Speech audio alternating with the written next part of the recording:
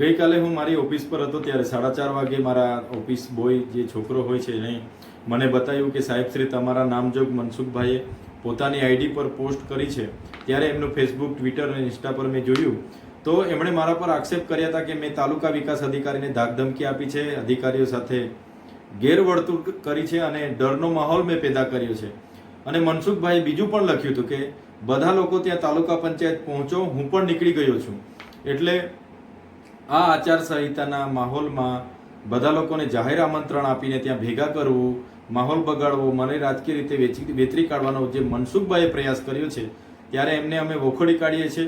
અમે તો તાલુકા પંચાયતમાં કાયમ જ જઈએ છીએ. ગઈકાલે પણ અમે ટીડીઓને મળીને આવ્યા હતા.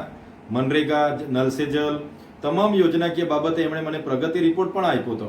ત્યારે હું માનું છું કે આવનારી 4 જૂને જે મત ગણતરી છે ત્યારે મનસુખભાઈ અને એમની ટીમમાં એક ડરનો માહોલ હોઈ શકે કે ચૈતરભાઈને આટલા દિવસોમાં કોઈ ખોટા કેસમાં ફસાવીને જેલમાં મોકલી આપીએ, એવું પણ કંઈક હોઈ શકે. અને બીજું એવું માનું છું કે મેં જે યોજનાઓ બાબતે પૂછ્યું કે મેં 6 મહિનાની મારી ગેરહાજરી દરમિયાન મનરેગામાં 22 કરોડ ચૂકવણા થઈ ગયા, વિકાસશીલ તાલુકામાં 4 કરોડના કામ થઈ ગયા, FRAમાં 3 કરોડ 90 લાખના કામો થઈ ગયા, આદિ આદર્શ ગ્રામમાં 18 કરોડનું થઈ ગયું. તો આ બધી યોજનાઓ, એટીવીટી હોય, વિવેકાધીન હોય, બધી યોજનાઓમાં મારી ગેરહાજરીમાં બારોબાર બિલો બન્યા છે. ત્યારે આ તમામ યોજનાઓમાં કદાચ એમને ખબર પડી હશે કે આવનાર દિવસોમાં આ તપાસનો રેલો કમલમ સુધી પહોંચે એટલે મનસુખભાઈ તાબડતોડ ડીડીયાપાડા આવી ગયા.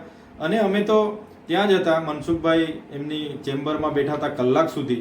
ટીડીઓને એમણે દબાણ ઊભું કર્યું, પીઆઈને બોલાવી લીધા ફરિયાદ લેવા માટે. ટીડીઓએ 2 હાથ જોડીને કીધું કે સાહેબ આવું કંઈ થયું નથી, સામે સીસીટીવી કેમેરા પડેલા છે.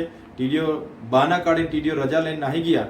ત્યારે પછી પણ મનસુખભાઈ અડધા કલાક ત્યાં બેઠા હતા. અમે બહાર ઊભા હતા ત્યારે મનસુખભાઈ પર અમે ખુલાસાની વાત કરી તો મનસુખભાઈ હું પોતે સાંસદ છું, અમારી સરકાર છે એમ કરીને ઉશ્કેરાઈ જઈને, એમની બાજુમાં એક બુટલેગર હતા એ પણ ઉશ્કેરાઈ જઈને જે અમારી સાથે એમનો વર્તન વ્યવહાર કર્યો છે એ બદલ અમે પોલીસ સ્ટેશને ડીવાયએસપીને લેખિત જાણ પણ કરી છે.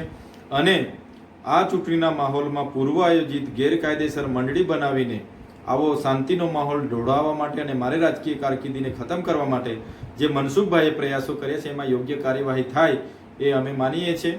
અગર ભૂતકાળની જેમ ખોટા કેસ ઊભા કરવામાં આવશે ને અમને અમારા આગેવાનોને જો હેરાન કરવામાં આવશે તો આ વખતે અમે તૈયાર છે, અમારા સમર્થકો તૈયાર છે. અમે ઈંટનો જવાબ પથ્થરથી મનસુખભાઈને આપીશું અને શાંતિનો માહોલ બની રહે માટે અમારા પ્રયાસો છે. ત્યારે પોલીસને પણ અમે કોઓપરેટ કરીએ છીએ, વિનંતી કરીએ છીએ કે આવનાર દિવસોમાં 5 આગેવાનોને બેસાડીને જો આનું નિરાકરણ કરાવવા માંગતા હોય તો અમે એ રીતે પણ તૈયાર છે. અને શાંતિનો માહોલ બને એ જ અમારા પ્રયાસો રહેશે. એ જ આપના માધ્યમથી સૌને હું જણાવવા માંગુ છું.